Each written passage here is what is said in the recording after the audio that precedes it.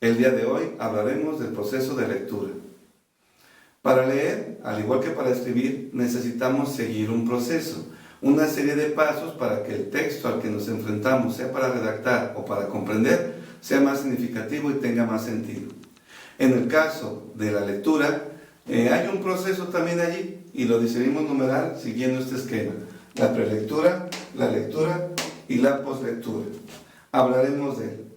Ordinariamente, cuando se me presenta un texto, es muy recomendable primero que vea qué tipo de texto es. Implica pues revisar el título, el autor, el tipo de información que tiene, el vocabulario, si tiene o no ilustraciones, la gráfica, la cantidad de páginas.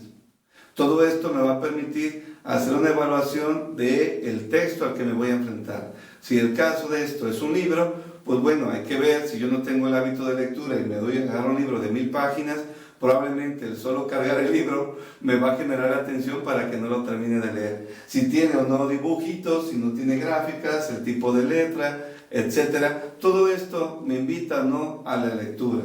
El título puede seducirme o no, el autor, lo conozco, lo desconozco, y sobre todo qué tipo de información maneja. Podríamos resaltar esas ideas antes de comenzar a leer. Todo esto le llamamos la prelectura. También tenemos el paso de la lectura, que aquí solamente mencionamos dos momentos. Uno, que es plantear preguntas al texto, y otra, hacernos hipótesis.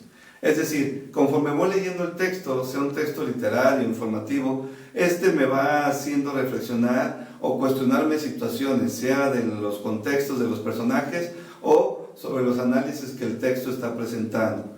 Es importante pues que conforme vaya leyendo, vaya viviendo una especie de diálogo con el escritor, que me permita tratar de entender cuál es el punto o la situación central de la obra o lo que está queriendo presentar el texto. Esto me va a permitir que mi lectura sea más ágil, más ligera y de mayor comprensión.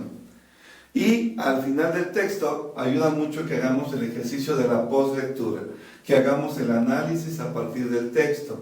¿Qué me quiso decir? ¿Me gustó? ¿Me sirvió? ¿Qué me deja para mi vida? ¿Qué reflexiones surgen a partir del texto? ¿Qué conocimiento aprendo? ¿En qué estoy de acuerdo y no con el autor del texto?